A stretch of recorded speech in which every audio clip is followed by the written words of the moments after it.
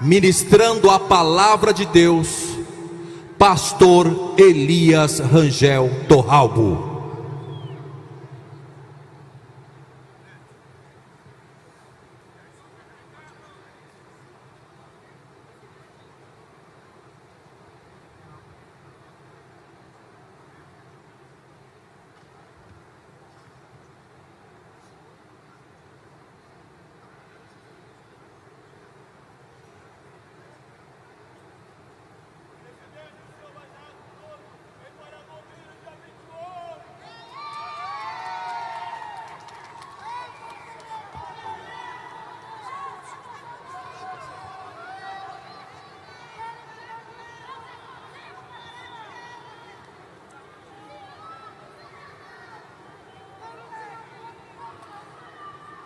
Glória a Deus. Meus irmãos, minhas irmãs, com alegria, eu quero cumprimentá-los com a paz do Senhor.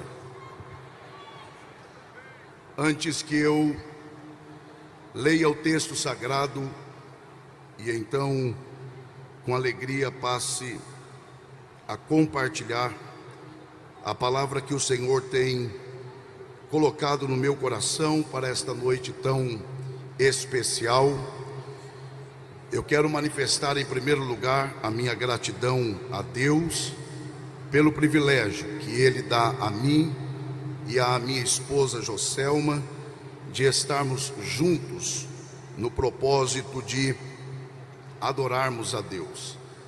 Também quero honrar a Deus pela vida do meu pastor José Wellington Costa Júnior, presidente da nossa CGADB, a quem eu agradeço pelo honroso convite de estar ministrando nesta noite. Também agradeço ao nosso pastor José Wellington Bezerra da Costa, que Deus em Cristo siga o abençoando.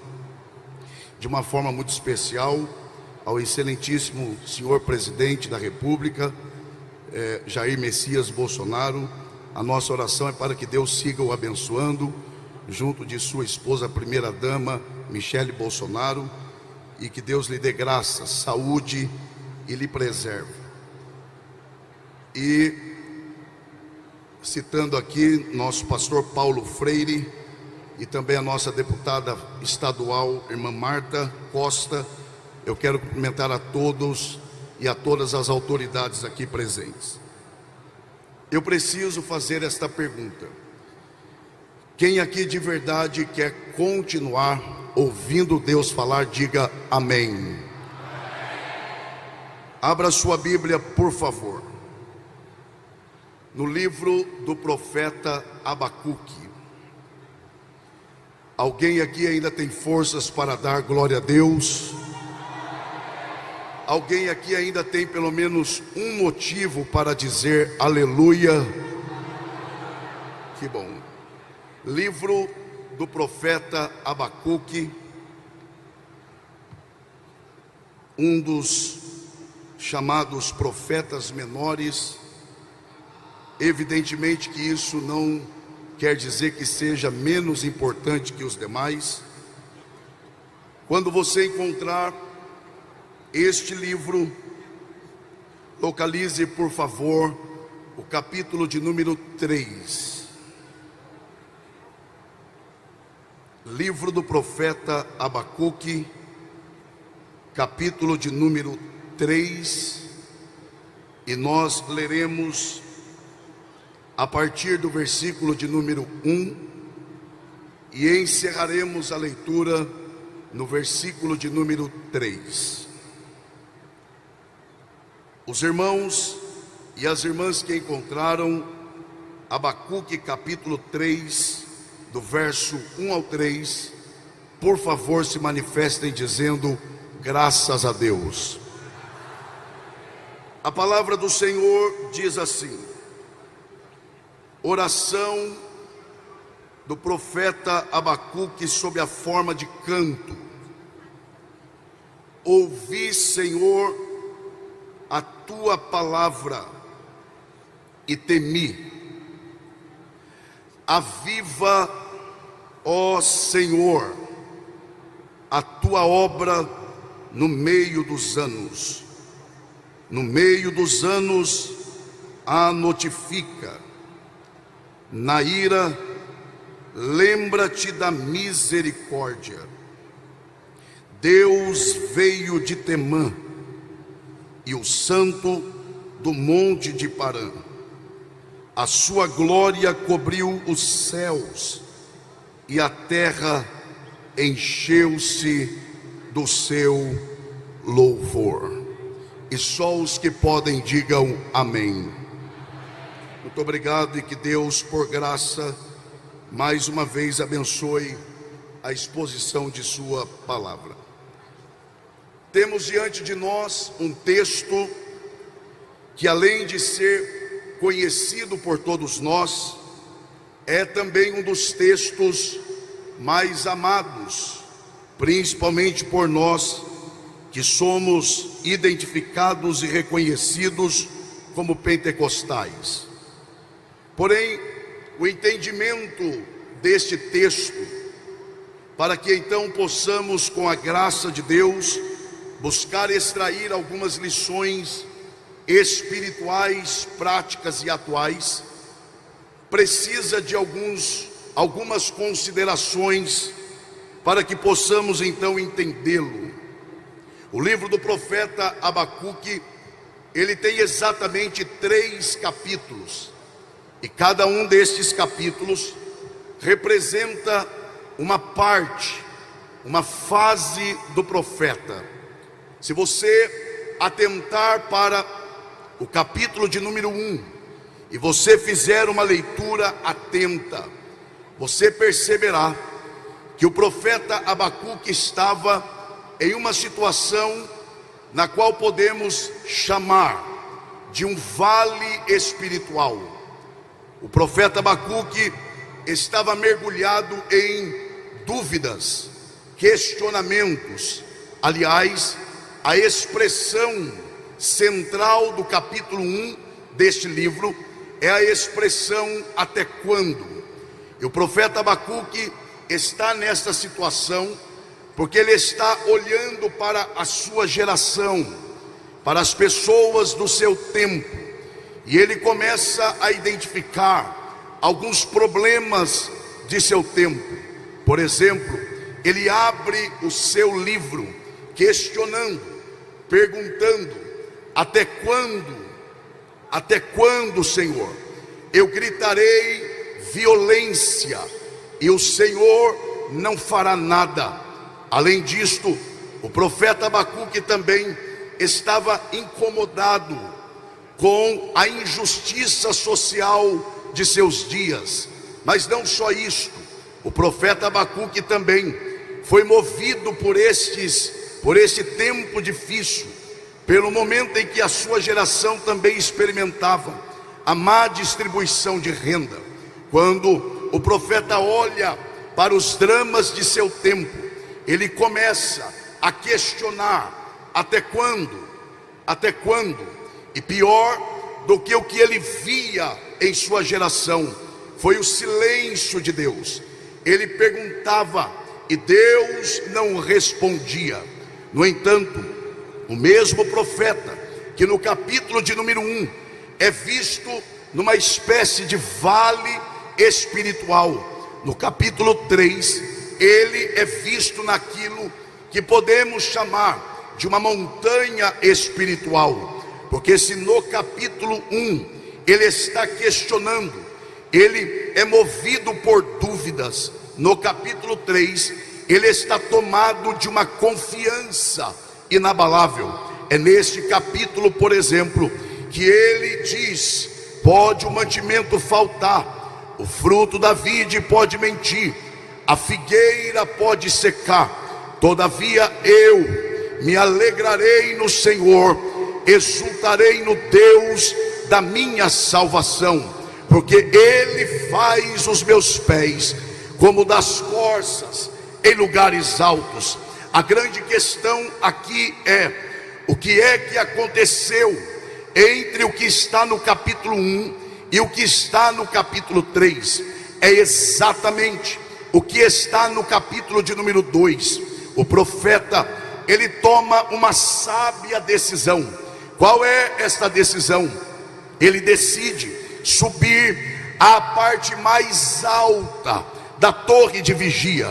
E quando ele ali chega, o texto nos informa que ele começou a orar. Observem, ele começou a orar. E à medida que ele vai orando, o texto nos informa que aconteceram 3 fenômenos. Primeiro, ele ouviu a palavra de Deus. Segundo, ele teve a sua fé renovada. E terceiro, ele teve os seus olhos abertos. Observe então, ele sobe à parte mais alta da torre de vigia, começa a orar, e 3 fenômenos acontecem. Eu repito: primeiro, ele ouve Deus falar, e quando Deus fala, coisas extraordinárias acontecem, e ele tem a sua fé renovada. Mas não só isto, ele tem também os seus olhos espirituais abertos. Quando atentem para isto, quando ele tem os seus olhos abertos pela palavra de Deus, ele percebe onde de fato estava a solução para os problemas da sua geração. Se você está atento, você deve se lembrar que há poucos instantes eu citei que ele clamava dizendo contra a violência, a injustiça social e a má distribuição de renda. Para o profeta, com os olhos espirituais fechados, o problema da sua geração eram esses 3. Mas quando ele tem os seus olhos abertos, ele percebe que a solução do problema não estava no fim da violência, no fim da injustiça, no fim da má distribuição de renda, mas ele descobre que a solução estava no que ele chama de obra de Deus. E ele muda a sua oração. Ele não pede para Deus resolver os efeitos do problema, mas ele pede para Deus tocar na causa. E ele diz: resolva o problema da tua obra, porque se a tua obra for bem, a nação vai bem. O profeta entendeu que a solução, com todo respeito à autoridade máxima da nossa nação que está aqui, e não há dúvida de que é um instrumento usado por Deus nesse tempo, mas a solução deste país, por incrível que pareça, passa pela igreja do Senhor, porque se a igreja for bem, a nação irá bem. É por isso que o profeta para de pedir o fim da violência, o fim da injustiça, e ele pede: aviva a tua obra, aviva a tua obra, ajusta a tua obra, porque se a igreja for bem, a nação irá bem. Quem reconhece essa verdade, aproveite a oportunidade, levante a mão e dê o melhor glória a Deus que você pode.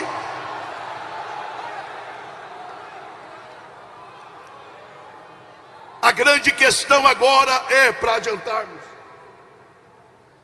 o que é avivamento? Eu repito a pergunta: o que é avivamento? Nós vivemos dias tão difíceis que a resposta a esta pergunta, ela passa primeiro por dizermos o que não é avivamento. Então, o que não é avivamento? Primeiro, avivamento não é um culto animado. Quando alguém sai de um culto dizendo o culto foi avivado, na verdade ele está dizendo que o culto foi animado. Avivamento não é definido por um culto. Avivamento não é definido pelo meu sentimento. Avivamento não é definido por uma semana. Não, avivamento é mais do que isso. Se você estiver atento, observe em toda a Bíblia Sagrada a expressão, o verbo avivar, desta forma, aparece apenas uma vez. Claro, existem termos correlatos, como por exemplo, reviver, viver, vida, mas a expressão aviva é uma vez só em toda a Bíblia Sagrada. Sabe o que é isso aqui? É a lei da escassez. O que é a lei da escassez? Quanto mais se tem algo, menos se vale. Quanto menos se tem, mais valor se dá. Observem, a expressão aviva, avivar, só aparece uma vez na Bíblia. E isso denota que avivamento não é coisa que acontece a toda hora, não é coisa para se banalizar. Não, avivamento é mais do que isso. Então o que é avivamento?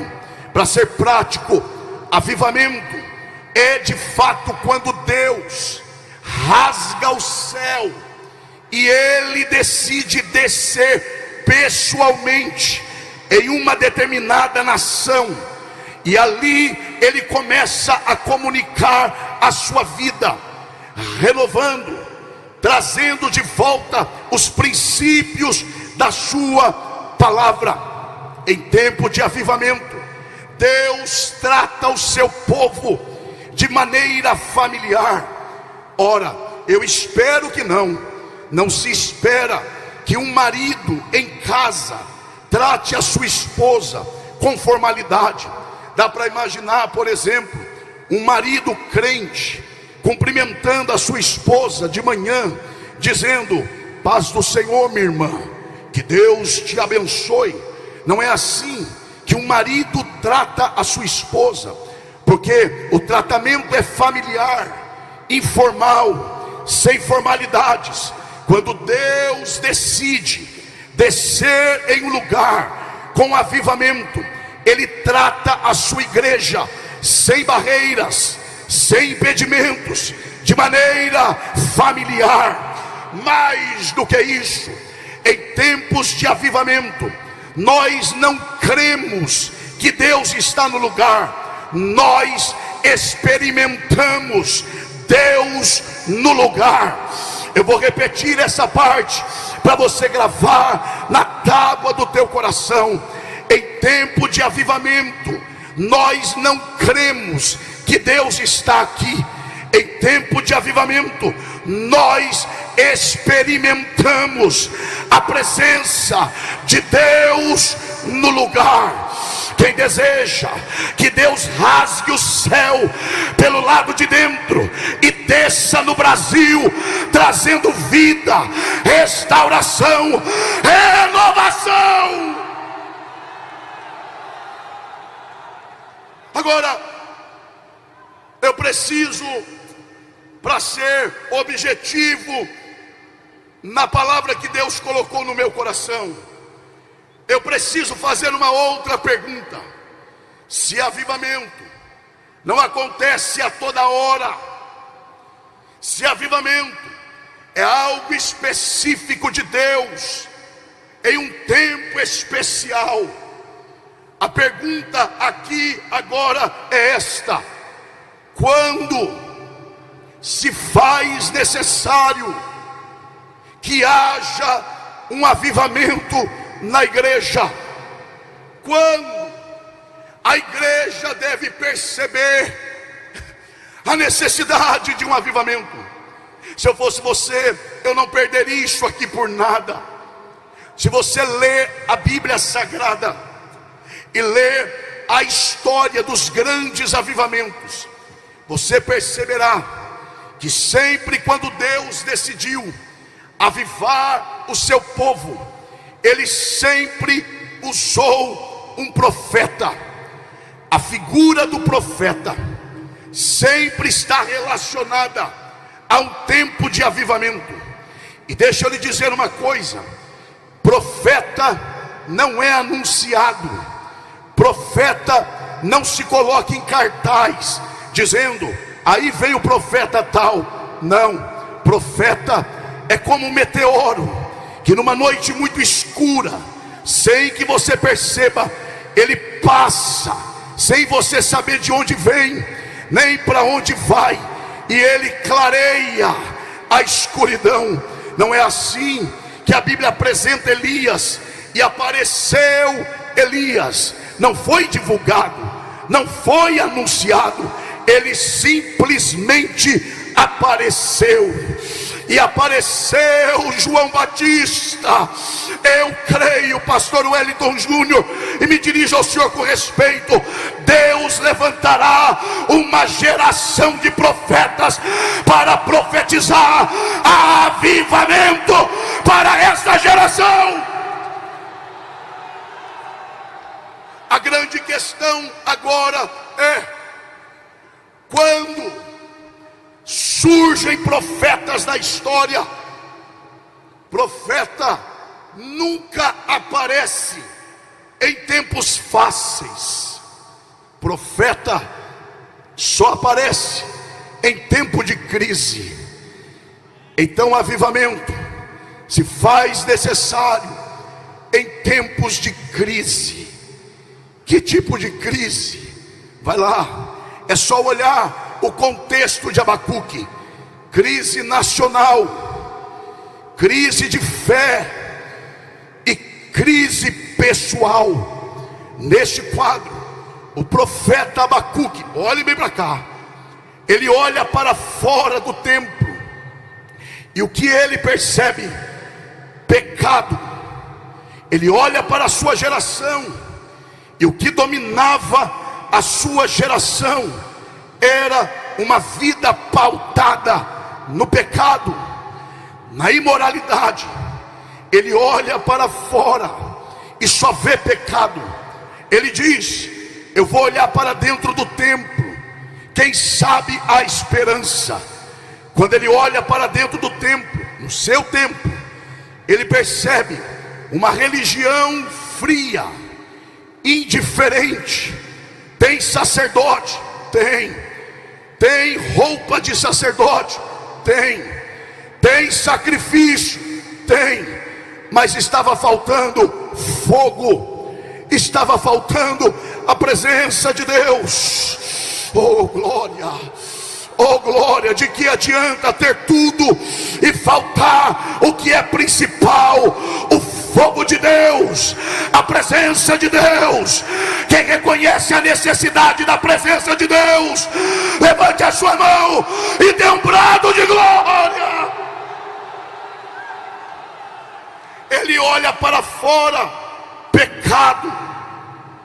Olha para dentro, frieza, indiferença, falta de temor, irreverência e falta de temor. Ele diz: deixa eu olhar para cima. Quando ele olha para cima,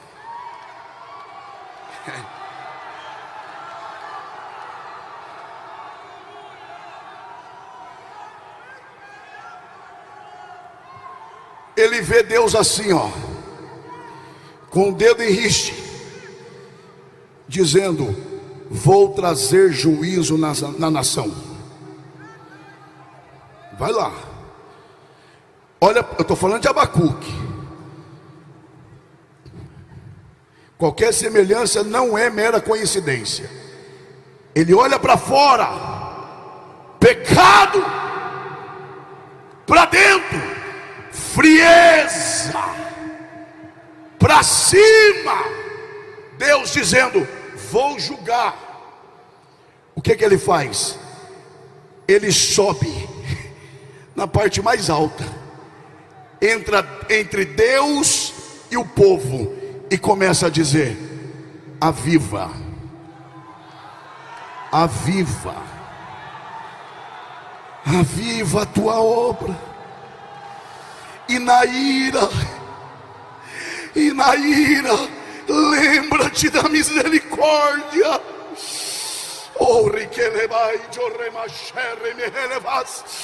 Deus está à procura de pelo menos uma pessoa aqui nessa noite, que à semelhança de Abacuque queira subir à parte mais alta da torre de vigia e começar a clamar: aviva a tua obra, aviva a tua obra, e na ira lembra-te da misericórdia.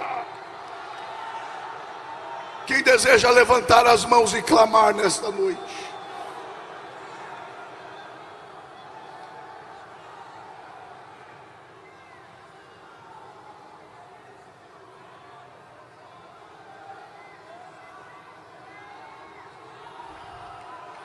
Esse é o som de quem quer entrar na brecha, entrar entre Deus e esta nação e começar a dizer: aviva, aviva mesmo, faz de novo, renova de novo, volte a andar com liberdade no meio do seu povo, batiza de novo, cura de novo. Eu tenho mais uma pergunta e eu não vou lhes cansar. E esta pergunta eu considero fundamental.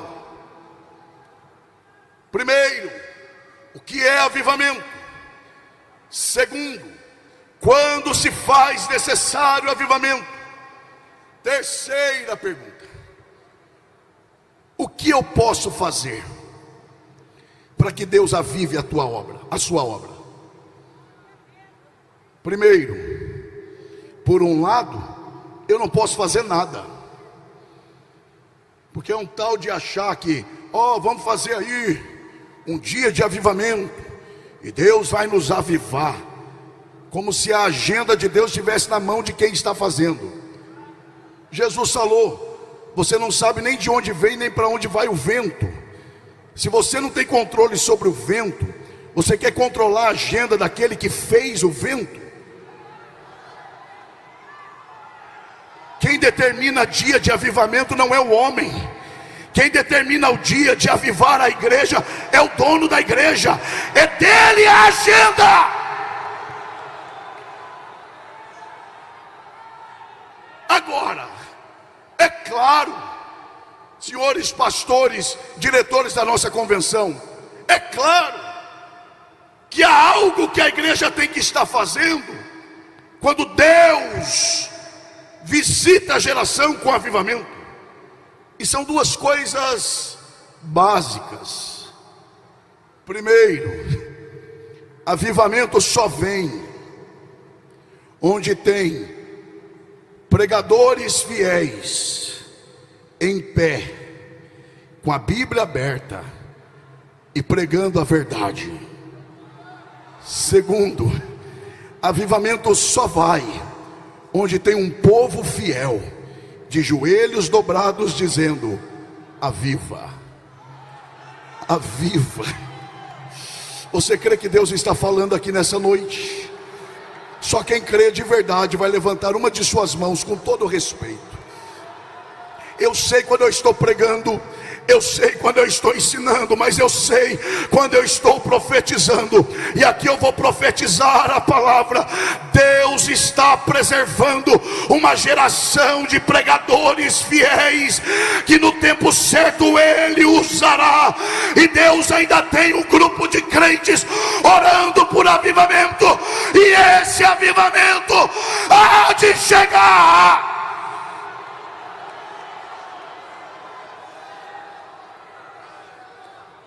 Fechei a Bíblia, eu começo a encerrar.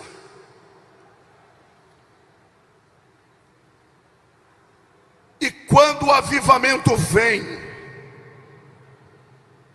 o que é que ele traz? Então, primeiro, o que é avivamento? Segundo, quando se faz necessário? Terceiro, o que precisamos fazer, ou o que podemos fazer. E quarto, o que o avivamento faz. Quem está prestando atenção, diga amém. Eu perguntei isso para pedir para você dobrar a sua atenção, para você não me interpretar mal. Avivamento, atentem para isso. Avivamento traz aquilo que só Deus pode trazer. Essa multidão pode dizer isso? Diga avivamento. Não, diga com voz de crente pentecostal, diga avivamento traz o que só Deus é capaz de trazer.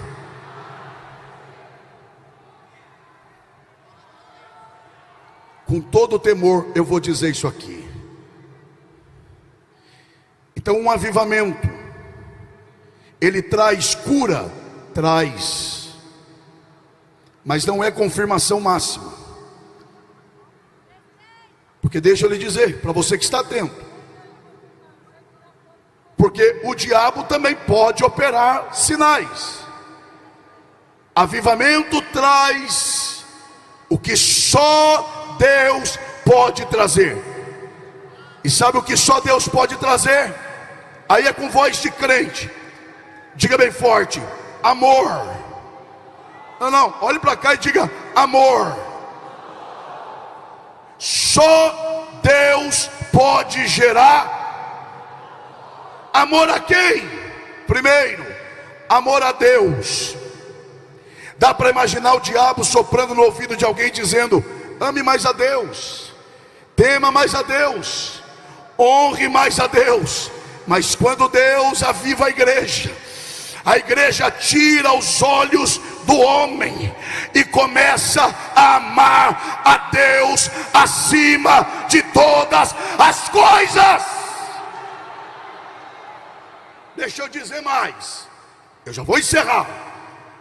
Em tempo de avivamento, o foco não é o pregador, não é o cantor, não é o homem, não é nem o que Deus dá.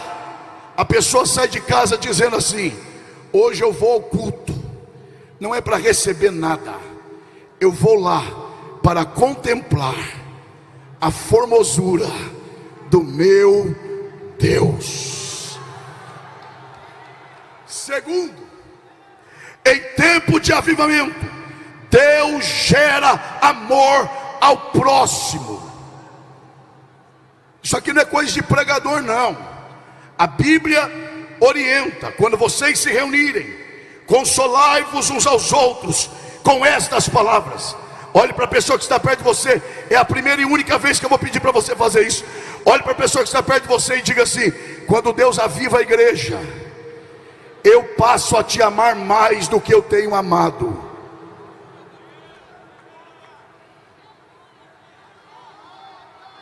E terceiro, para encerrar, quando Deus aviva a igreja, Ele aumenta o amor da igreja pela palavra. Aleluia. Eu encerro aqui. Quem não se lembra de Esdras? Encontraram o livro da lei entre os escombros, limparam, tiraram a poeira, fizeram um púlpito de madeira só para aquilo. No outro dia, 6 horas da manhã, eu repito, 6 horas da manhã, o povo em pé, não é sentado não, está reclamando aí do conforto. O povo estava em pé, 6 da manhã. Esdras abre o livro e começa a ler. Não é pregar, não é chamar atenção, não é dizer olhe para cá, não, só lendo. lendo, e o povo em pé. 8 da manhã, lendo, e o povo em pé. 10 da manhã, lendo, e o povo em pé. 11h30 da manhã, lendo, e o povo em pé. Quando foi chegando perto do meio-dia, Esdras deu de fechar o livro. O povo começou a gritar dizendo: não para não, leia mais, continue lendo a palavra, queremos mais da palavra. Quem aqui deseja este avivamento para amarmos mais a Deus, ao próximo e à palavra? Levante a sua mão e dê o melhor glória a Deus que você pode, e que Deus em Cristo nos abençoe. Amém.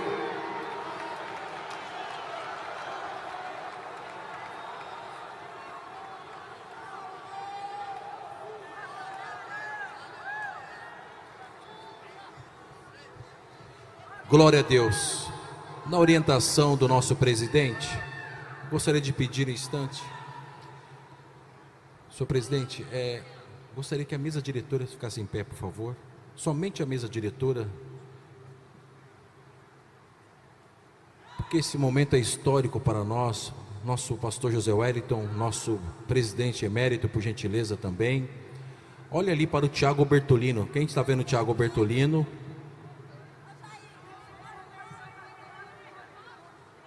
Vamos lá, Tiago. Olhem para o Tiago.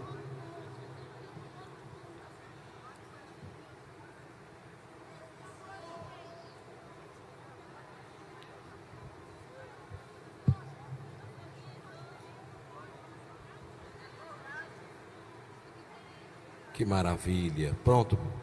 Tiago foi? Pastor Alexandre, quebrando aqui o protocolo. Sim, senhor presidente. Queria pedir para que, agora que já tiramos a foto, que nós sentássemos e os parlamentares ficassem atrás da mesa diretora para prestigiarem também este momento, por gentileza. Então a mesa diretora, muito obrigado, mesa diretora, senhor senta-se, e os parlamentares, todos os parlamentares, deputados federais, estaduais, senadores que aqui estejam, vamos então. Sim, senhor.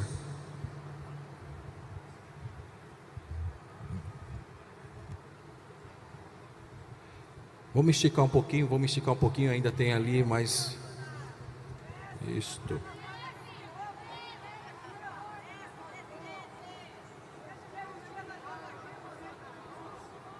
Olhem lá para os fotógrafos, olhem lá o Tiago Bertolino, olhem lá para a CPAD, olhem ali para a CGDB. Mensageiro da Paz. Cadê a deputada Marta? Saiu aí? Deputada Marta?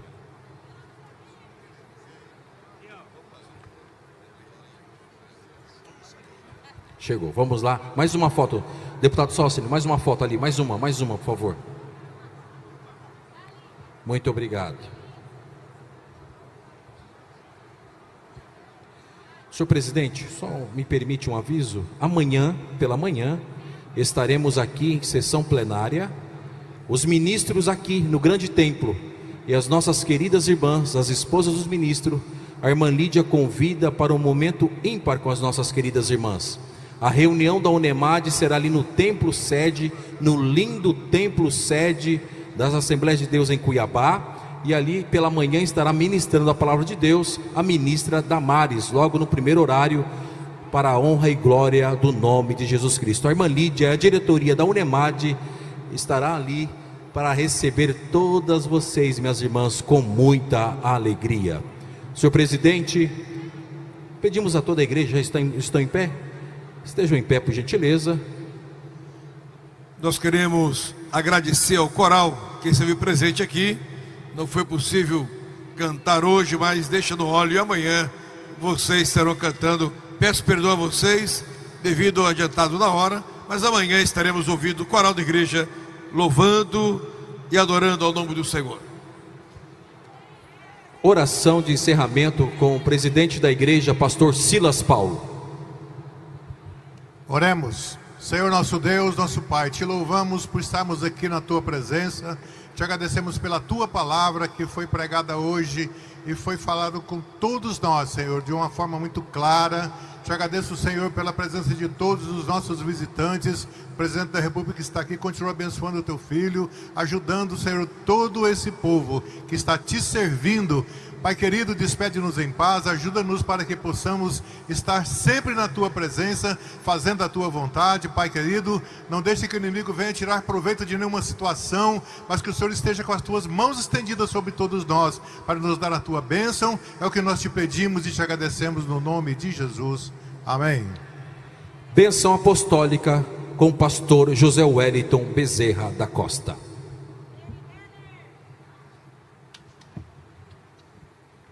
A graça de nosso Senhor Jesus Cristo, o amor de Deus, nosso Pai, a comunhão e a consolação do Espírito Santo seja com todo o povo de Deus, e todos digam: